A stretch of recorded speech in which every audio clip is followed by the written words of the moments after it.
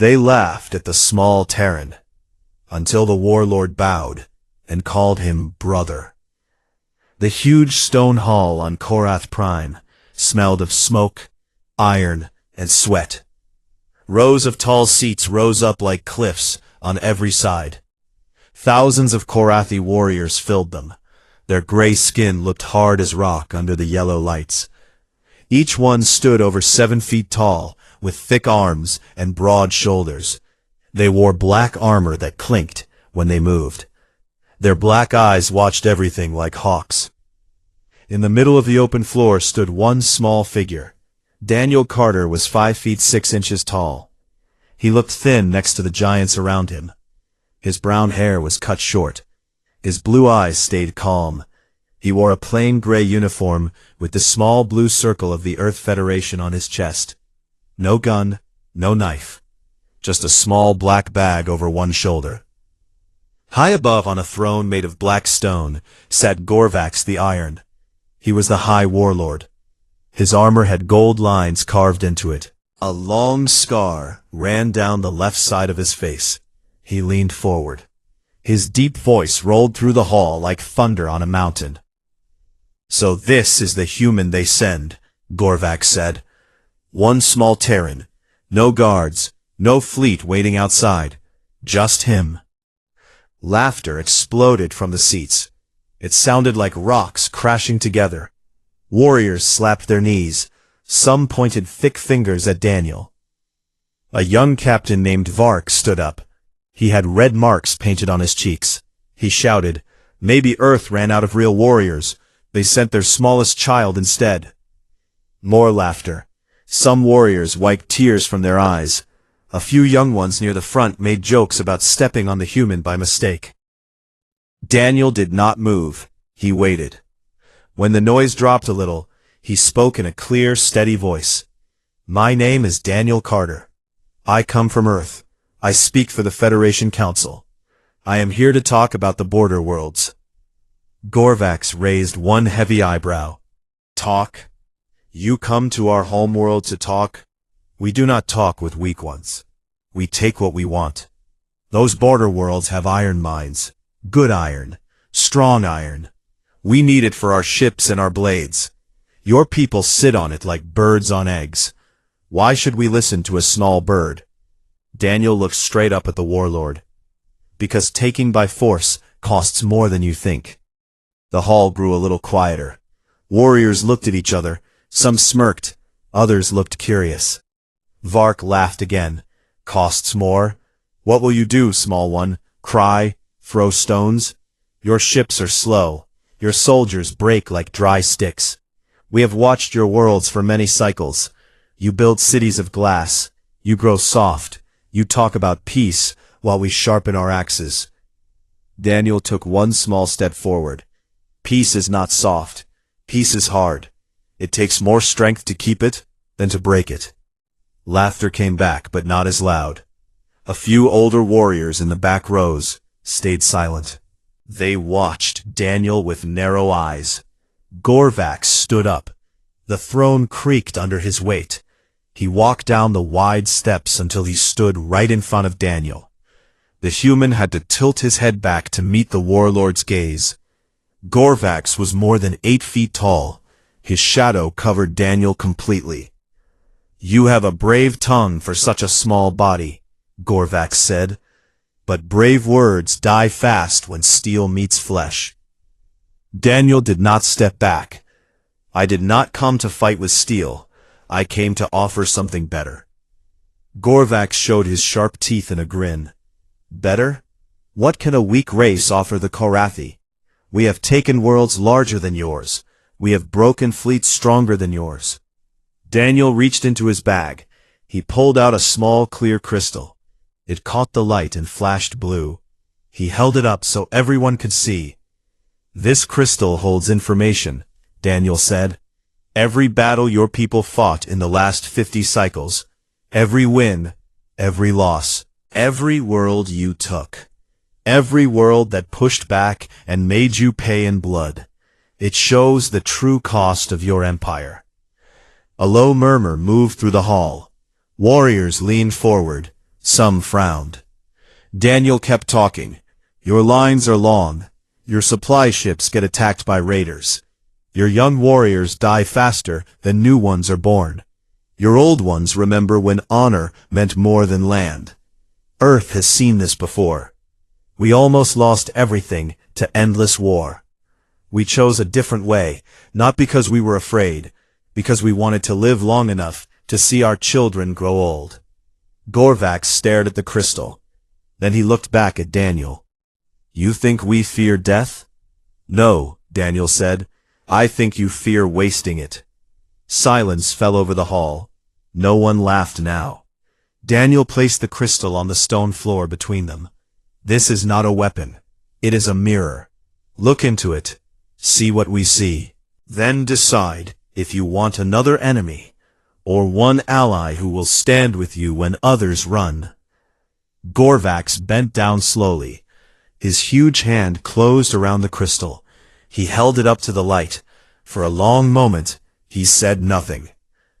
You speak like a warrior who has seen too many graves, Gorvax said at last. Stay on Korath Prime. Tonight you will eat at my table. We will speak more. If your words are empty, I will end you myself. If they have weight, perhaps we will talk longer. Daniel nodded once. I accept. Gorvax turned to the hall. The small Terran stays. Anyone who harms him answers to me. The warriors murmured again. Some looked angry. Most looked interested. Vark sat back down with a dark face.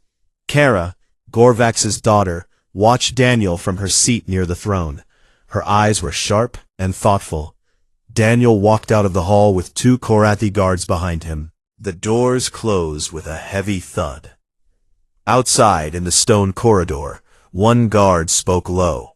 You are brave, small one, or stupid. Daniel smiled a little. Maybe both. The other guard grunted. We will see tonight. That evening, the great dining hall was lit by fire pits. Long tables held roasted meat from the plains, dark bread, and bowls of strong red drink. Warriors sat in groups. They talked loud and laughed loud. Daniel sat at the high table next to Gorvax. Kara sat on the warlord's other side. Vark sat further down, watching Daniel with narrow eyes. Gorvax cut a large piece of meat and put it on Daniel's plate. Eat. You will need strength if you plan to keep talking. Daniel cut a small piece and ate it slowly. Thank you. Kara leaned forward. You do not fear us.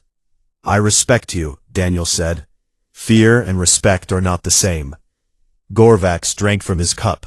Respect must be earned. Then let me earn it. The warlord studied him for a long time. Then he nodded once. Tomorrow we hunt in the Red Canyons, Gorvax said. A great horned beast waits there. Only the strong return with its horns. You will ride with us. Daniel set his knife down. I will come. Vark laughed from down the table.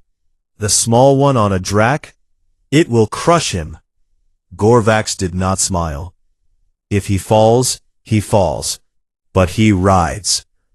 The hall grew quiet again. Warriors looked at the small human with new eyes. Not all friendly, but no longer just mocking. Daniel looked around the table. He saw doubt. He saw curiosity. He saw a few sparks of respect. He knew the real test was coming. They laughed at the small Terran until the warlord bowed and called him brother.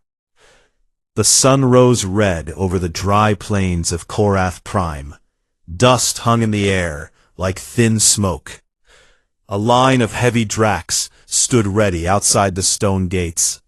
Each beast had 6 thick legs, gray scales, and a long neck that ended in a wide head full of sharp teeth. Warriors in black armor climbed onto their saddles. They carried long spears and heavy axes strapped to their backs. Laughter and loud talk filled the morning. Daniel Carter walked out last. He wore the same gray uniform from the day before. No armor, no spear, only a short knife at his belt, and a small round shield made of light metal that one of the servants had given him. The shield looked tiny in his hands. Vark sat high on his drac. He pointed and laughed. "Look at the small one. He rides like a child on a toy." Other warriors joined in. Some slapped their thighs. One older warrior named Torv shook his head but stayed quiet. Gorvax rode at the front. His drac was the largest, black as night with red eyes. He turned in the saddle and looked back at Daniel. "You still come, Terran?" Daniel walked to the smallest drac in the line. It was young, not fully grown, with lighter scales. He put one foot in the stirrup and pulled himself up. The saddle was too big. His legs did not reach the footrests. He tied the reins short and sat straight. "I said I would come," Daniel answered. Gorvax studied him for a moment. Then he nodded once. "Ride at the rear. Try not to fall." The group moved out. Hooves thundered on the hard ground. Dust rose in clouds behind them. The red canyons waited ahead, deep cuts in the earth, with steep walls and sharp rocks. Wind howled through the narrow paths. The great horned beast lived there. It was a creature taller than 2 dracs, with horns like curved swords and a hide thick as armor. Only the strongest hunters brought back its head. Daniel kept his drac steady. He watched the warriors ahead. They rode fast and sure. Vark turned often to look back and grin. Daniel did not smile back. He watched the land instead. He noted the wind direction, the loose stones on the path, the narrow turns. Hours passed. The sun climbed high. Heat rose from the ground. Sweat ran down Daniel's face. His legs ached from gripping the saddle, but he did not complain. They reached the first canyon. The walls rose red and tall on both sides. Shadows made the path dark and cool. Gorvax raised a hand. The group stopped. "Listen," he said. A low rumble came from deep in the canyon. Rocks shifted. Dust fell from high ledges. Then a roar shook the air. The great horned beast was near. Warriors readied their spears. Eyes gleamed with excitement. Gorvax turned to Daniel. "Stay behind us. Do not get in the way." Daniel nodded. The beast charged. It burst from a side path. Its body was huge. Gray hide covered in scars. Horns swept wide. Eyes burned yellow. It lowered its head and ran straight at the hunters. Warriors shouted war cries. They kicked their dracs forward. Spears flew through the air. Most bounced off the thick hide, one stuck in the shoulder. The beast roared louder and swung its head. One drac went down. The warrior rolled clear, but lost his spear. Gorvax rode straight at the beast. His axe flashed in the light. He struck the side of the neck. Blood sprayed. The beast turned fast. Its horn caught Gorvax's drac in the side. The beast screamed and fell. Gorvax jumped clear. He landed hard, but rolled to his feet. The beast charged again. Warriors circled it. They threw more spears. Some found weak spots. Blood ran down the legs now, but the creature was still strong. It swung its head and caught another warrior. The man flew through the air and hit the canyon wall. He did not get up. Vark rode close. He aimed his spear at the eye. The beast saw him coming. It lowered its head. Vark's drac tried to jump aside, but was too slow. The horn caught the drac's chest. Beast and rider went down in a cloud of dust. Daniel watched from the rear. His heart beat fast. He saw the pattern. The beast always turned left after a charge.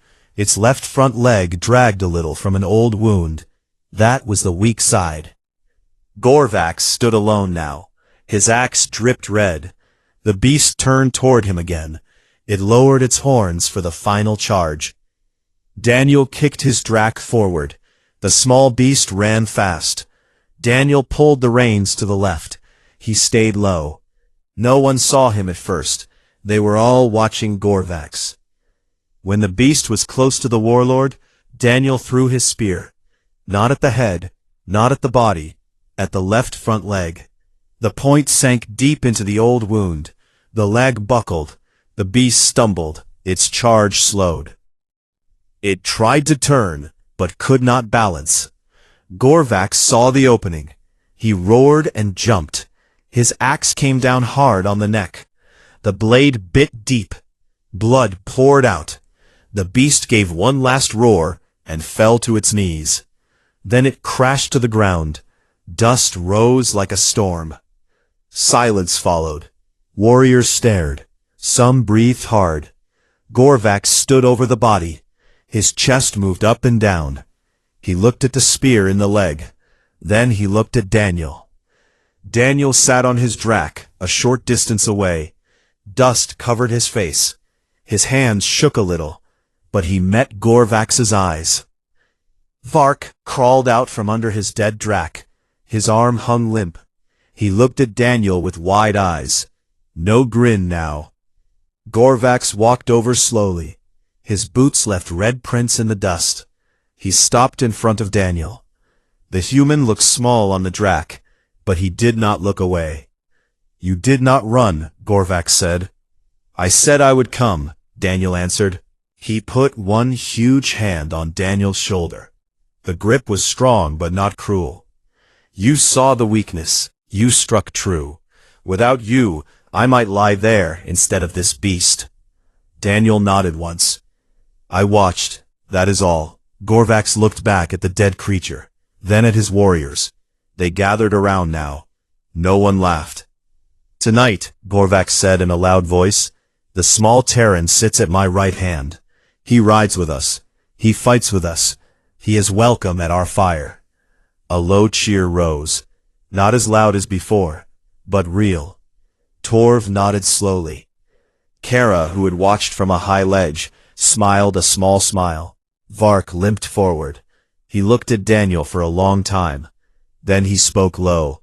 I was wrong about you. Daniel looked at him. No, you just did not know me yet. Vark gave a short nod. He turned away to help the wounded. Gorvax took the beast's horns. They were longer than Daniel was tall. He handed one to Daniel. Keep it. Daniel took it. It was heavy. He held it across his lap. The group started back. The sun was lower now. Shadows grew long in the canyons. Daniel rode near the front this time. No one joked about his size. When they reached the gates, night had fallen. Stars filled the black sky. Fires burned in the great hall. The smell of roasting meat drifted out. Gorvax stopped Daniel at the door. You earned your place today. Tomorrow we talk more. Not as hunter and prey, as equals. Daniel looked up at the warlord. I look forward to it. Gorvax placed his fist over his heart, a Karathi sign of respect. Rest well, small brother. Daniel walked inside. The hall was warm. Warriors nodded as he passed. Some raised their cups.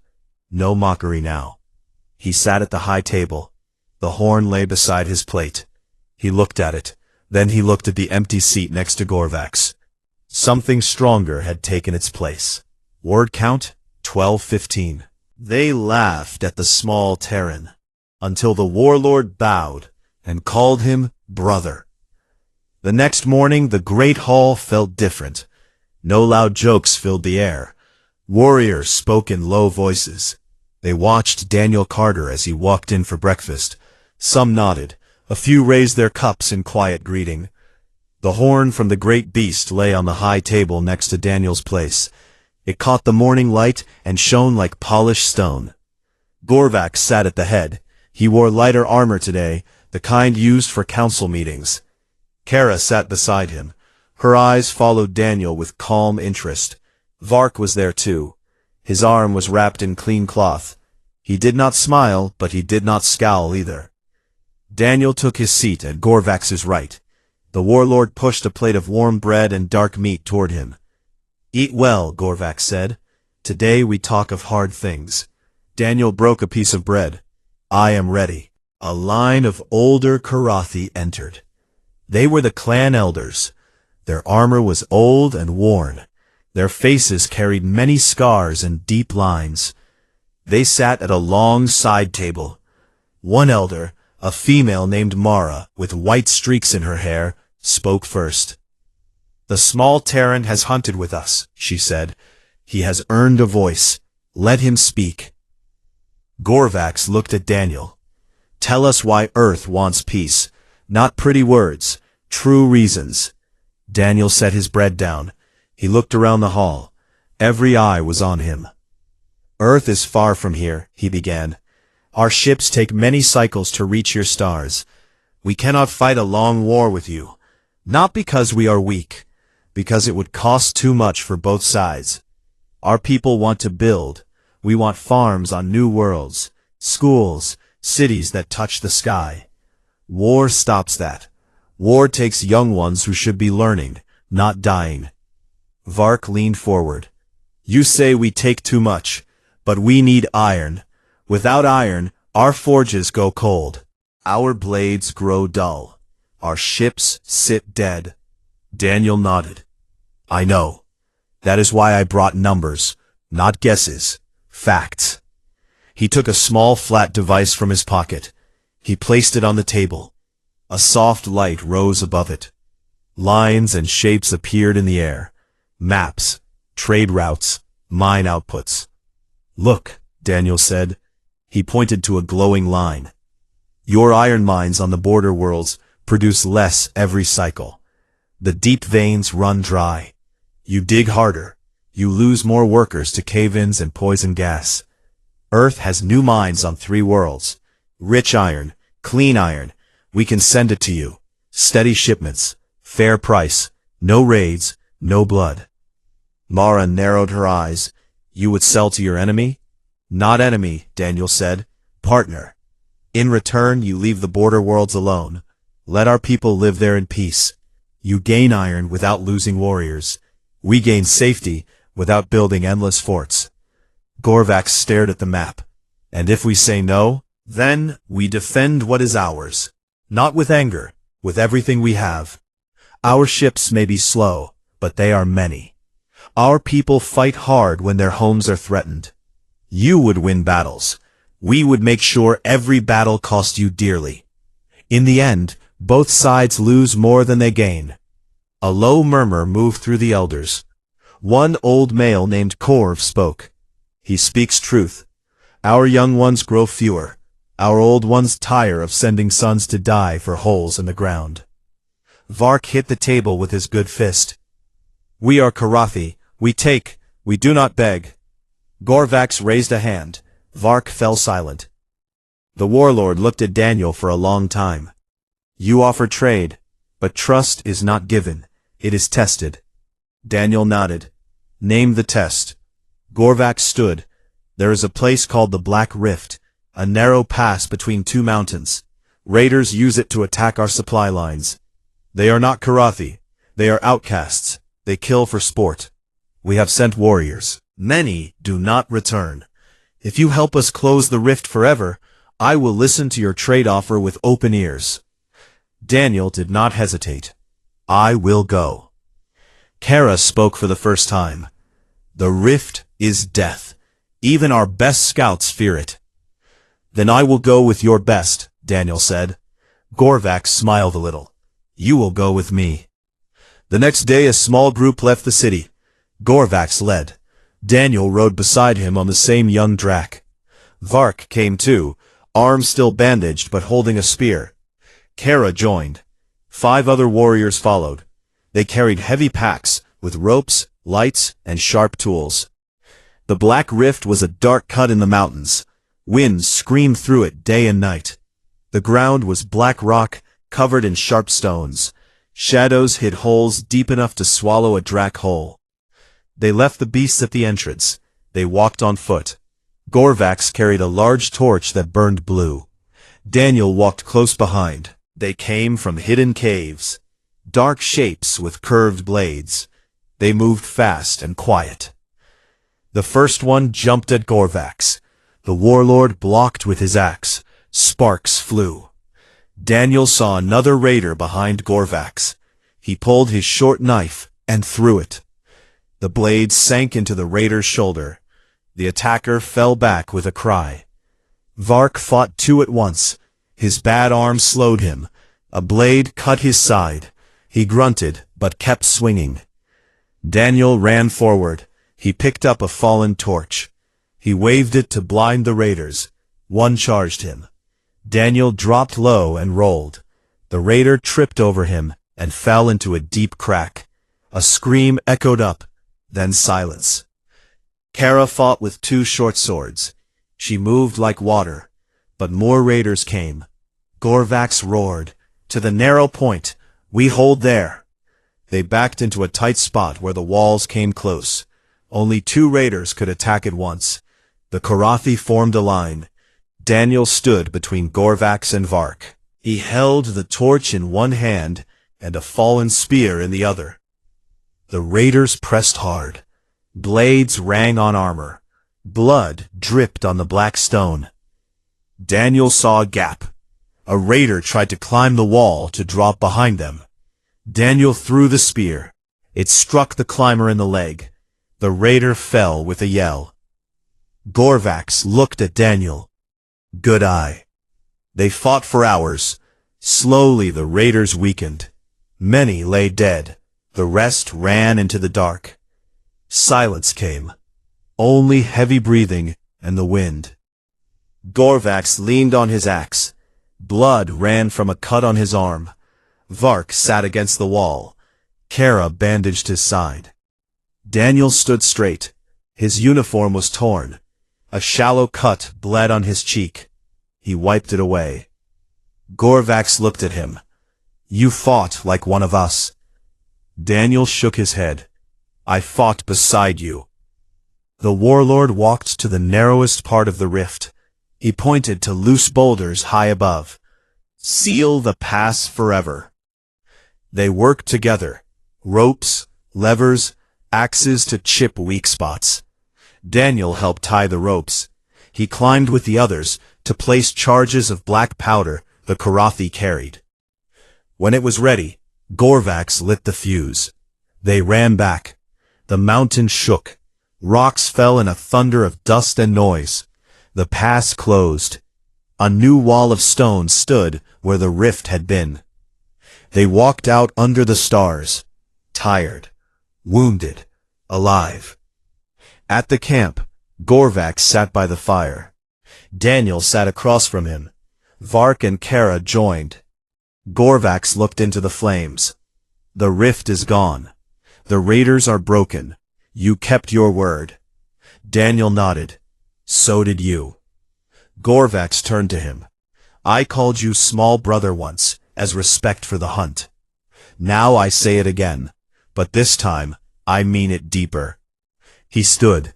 He placed his fist over his heart. Then he bowed low. His head almost touched the ground. The other Karathi did the same. Vark, Kara, the warriors. Daniel stood. He placed his hand over his heart. He bowed back. When they rose, Gorvax put a heavy hand on Daniel's shoulder. Tell your people, Gorvax said. The Karathi will talk trade. The border worlds are safe, and if any threaten Earth, they threaten us too. Daniel smiled for the first time since he arrived. Thank you, brother. The fire crackled. The stars watched. The laughing had turned to something stronger. They laughed at the small Terran, until the warlord bowed and called him brother. News of the sealed Black Rift spread fast across Korath Prime. Warriors who had lost friends to the raiders now spoke of the small Terran with respect.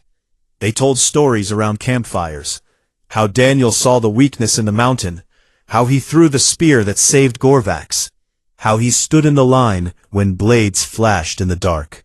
The tales grew a little with each telling, but the heart stayed true. The small one fought like a brother. Back in the great hall, the council met again. This time the room felt warmer, fewer hard stares, more open faces. The elders sat in their places. Mara, the old female with white hair, watched Daniel closely. She had seen many strangers come to Korath Prime. Most left in fear or chains. This one stayed, and bled with them. Gorvax stood at the head of the long table. His scar looked less angry in the soft light from the high windows. "The rift is closed," he said in his deep voice. "The raiders are broken or dead. Trade caravans can move safe again. Iron flows. Food reaches the young ones. This happened because the Terran kept his word." He looked at Daniel. "Now we keep ours." Daniel sat straight. His cut cheek had healed to a thin red line. He wore a new shirt the servants gave him. It was dark gray like Karathi cloth, but cut for his smaller frame. "I thank you," Daniel said. "Earth will send the first iron shipment in 3 cycles. Clean ore, no tricks, no hidden prices." Vark, who sat near the end of the table, spoke up. His side wound still hurt when he moved fast, but his voice was steady. "And what do we give in return?" he asked. "Words? Promises?" Daniel turned to him. "You give peace on the border. No more raids on our mining colonies. No more ships taken. Let our people live without fear." "That is enough." Gorvax nodded slowly. "It is agreed. The clans will hear the order today. Any warrior who breaks it answers to me." Mara leaned forward. "Words on stone are easy. Trust grows slow. We need more than one fight to bind 2 peoples." Daniel looked at her. "Then let us build more. Not just trade, shared knowledge, shared work. Earth has doctors who heal fast, machines that see inside bodies, teachers who show new ways to grow food in dry lands. Korath has strong forges, ways to shape metal that lasts longer. We can learn from each other." Kara, who had been quiet, spoke next. "My father has a forge master named Drak. He makes blades that never dull. But our young get sick in winter, coughs that last months. If your doctors can help." Daniel smiled a little. "They can. I will ask for a medical team. They will come without weapons, only tools to heal." Gorvax rubbed his chin.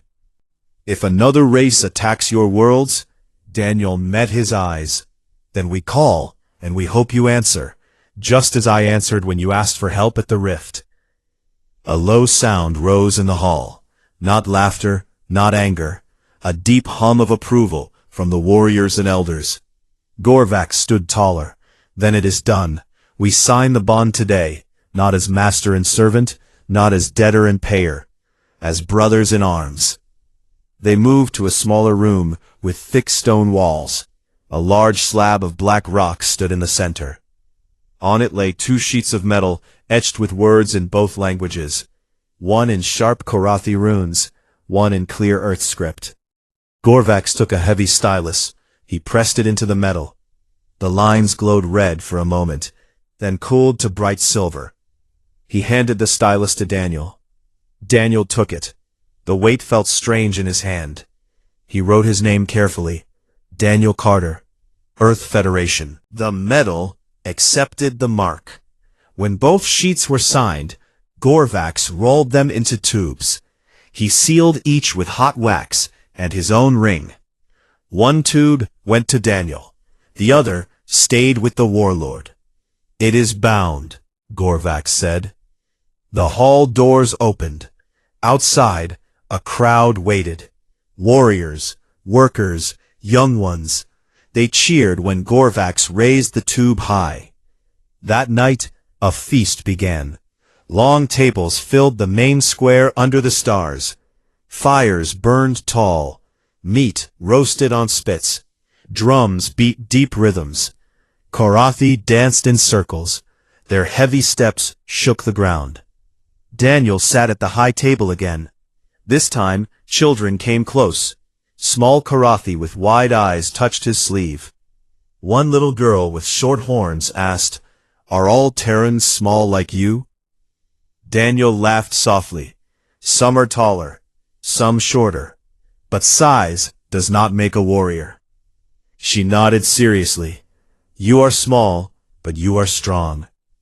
Gorvax watched from his seat. He drank from a large cup. Then he stood and raised it high. "To Daniel Carter," he called, "the small Terran who became large in our eyes. The crowd roared. Cups banged on tables. Feet stomped. Daniel felt the sound in his chest. Vark walked over. He carried 2 cups. He set one in front of Daniel. "I was wrong about you," Vark said. "I thought you came to trick us. I thought you were weak. I see now, strength is not always in size. Sometimes it is in the heart that does not bend." Daniel took the cup. "Thank you, Vark. I never wanted to trick anyone, only to find a way both sides could live." They drank together. The drink burned warm down Daniel's throat. Kara joined them. She carried a small box of polished wood. She opened it. Inside lay a thin chain of dark metal. On it hung a small black stone shaped like a fang. "This is from the great beast you helped kill," she said. "We wear them when we hunt, to remember the day." "You earned it." Daniel took the chain. He put it around his neck. The stone rested cool against his skin. "Thank you," he said. Gorvax walked up last. The crowd quieted a little. He looked down at Daniel. "Tomorrow you leave for your ship," Gorvax said. "You will carry our bond to Earth. Tell them the Karathi stand ready, not as conquerors, as allies." Daniel stood. "I will tell them." Gorvax placed both hands on Daniel's shoulders. "You came alone. You leave with brothers. If ever your world calls, send word. We will come." Daniel looked up. "And if Korath calls, Earth will answer." The warlord pulled him into a rough hug. Daniel felt the hard armor against his chest. Then Gorvax stepped back. He bowed low, deep. His head almost touched the ground. Hundreds of tall figures bowed to the small human. When they rose, Gorvax spoke one last time. "Go safe, brother." Daniel walked through the crowd. Hands touched his shoulders. Voices called his name. No laughter now, only respect. He reached the gates. A transport waited to take him to the landing field. His small ship sat under the stars, ready to fly home. Before he climbed in, he turned back. Gorvax stood at the front of the crowd. Their eyes met across the distance. Daniel raised his hand, fist over heart. Gorvax did the same. The engines hummed. The ship lifted.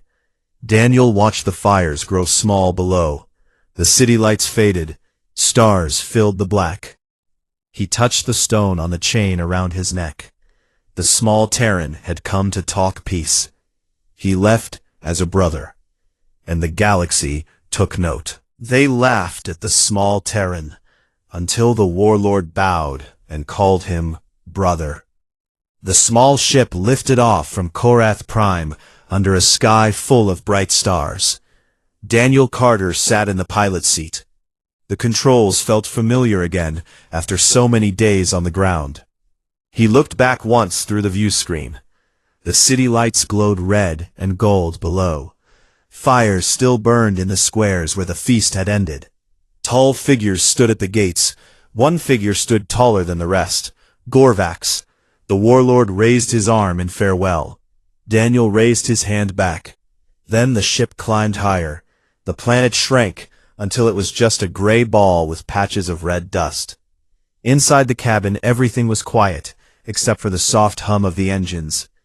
Daniel touched the black stone fang on the chain around his neck. It felt cool and heavy, a reminder of the hunt, of the rift, of the bow from a warlord who once laughed at him. The jump to warp would take a few hours. He leaned back in the seat and closed his eyes. His body hurt in places he had not noticed during the fights. A bruise on his ribs from the raider's blade, a sore shoulder from throwing the spear. Small pains, nothing compared to what could have happened. When the ship jumped, the stars stretched into white lines. Daniel opened the datapad on his lap. He started writing the report for the Federation Council. Simple words, no fancy language. I arrived alone. They laughed at my size. They tested my courage in the hunt and in battle. I stood with them. I bled with them.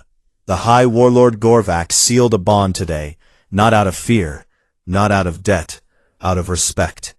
The border worlds are safe. Iron shipments will begin soon. The Korathi will defend our colonies if needed. We have gained an ally, a strong one. He stopped writing. He thought about Vark's nod, Kara's quiet smile, the children who touched his sleeve without fear, the elders who listened without scorn. He added one more line. They no longer see a small Terran. They see a brother. The pad chimed. A message came through from the Federation relay station. It was short, from the council chair. Report received in advance. Well done, Daniel. Come home. We wait to hear the full story. Daniel smiled. He turned off the pad and looked out at the warp streaks. Home felt closer now. Weeks later, the ship dropped out of warp near Earth. Blue and green filled the view screen. Clouds moved slow over oceans. Cities sparkled on the night side. Daniel felt a tightness in his chest he had not felt since he left. The landing pad at New Geneva was full of people. Flags waved. Cameras flashed. When the hatch opened, Daniel stepped out. He wore the same gray uniform, now patched and worn. The black stone hung visible on his chest. A line of council members waited. The chair, a tall woman named Laura Evans, stepped forward first. She smiled wide. Welcome back, Ambassador Carter. Daniel shook her hand. It's good to be home. The crowd cheered. Children waved small Earth flags. Reporters shouted questions. Daniel raised a hand. The noise quieted. I went to talk peace, he said in a clear voice. I came back with brothers. The Korathi are not our enemies anymore. They are our friends. We will build together, not fight. More cheers, louder this time. Later that night, in a quiet room high above the city, Daniel sat with Laura and a few others. They drank warm tea. The lights of Earth spread out below, like stars on the ground. Laura looked at the stone fang. They gave you that? Daniel nodded. From the great beast we hunted, a mark of the hunt. She touched it gently. You changed things out there, not with guns, with words, with actions. I just did what needed doing. I listened, I fought when I had to, I kept my word. One of the others, an older man named Henry Cole, spoke up. The first shipment of iron leaves next month. Medical teams are ready to go to Korath Prime. Teachers too. This could last generations. Daniel smiled. That's the hope. Months passed. Trade ships flew between the two worlds. Human doctors arrived on Korath Prime. They brought medicine for winter coughs, machines to see broken bones. Korathi children laughed when the doctors made funny faces to calm them. Forge masters from Korath came to Earth. They showed how to shape metal so strong it bent but never broke. Earth engineers learned fast. New ships grew stronger hulls. New tools lasted longer. One day, a message came from Gorvax. Short, direct. Brother Daniel, our young ones breathe easier thanks to your doctors. Our forges burn brighter with your power cells. The bond holds. If shadows fall on your worlds, call. We come. Daniel read it aloud to the council. They smiled. Some wiped their eyes. He sent a reply. Brother Gorvax, our minds send iron. Our schools teach your stories. The bond grows. If darkness touches Korath, call. We stand ready. Years went by. Daniel grew older. Gray touched his brown hair. Lines appeared around his blue eyes. He still wore the black stone every day. Children on Earth learned his name in school. The small Terran who made giants bow. They drew pictures of him standing next to Gorvax. Small figure, tall figure, hands clasped. On Korath Prime the stories changed too. Warriors told their sons and daughters about the day a small human rode into the canyons. How he saw what others missed. How he fought without fear. How a warlord bowed low and called him brother. One evening, Daniel stood on a balcony in New Geneva. The city lights glowed below. A soft wind blew. He touched the stone fang. A young aide walked up. "Sir, a ship just arrived from Korath Prime. They brought a gift." Daniel turned. "What is it?" The aide smiled. "A young Drac, fully grown now, black scales, red eyes. They say it is for you, from Gorvax himself. He wrote a note. 'Ride with me again one day, brother.'" Daniel laughed softly. "Tell them I accept, and tell them I will come soon." The aide left. Daniel looked up at the stars. Somewhere out there, Korath Prime turned slow. Gorvax stood on a wall, perhaps, looking at the same sky. Daniel whispered to the night, "We started with laughter, we ended with respect, and that is stronger than any blade." He walked inside. The stone rested warm against his chest now. A small thing from a big world. A mark of something that would last, long after both of them were gone. The galaxy kept turning. Worlds kept spinning. But two of them, Earth and Korath, turned a little closer now. Not because they had to. Because they chose to. And in the quiet between the stars, that choice rang clear.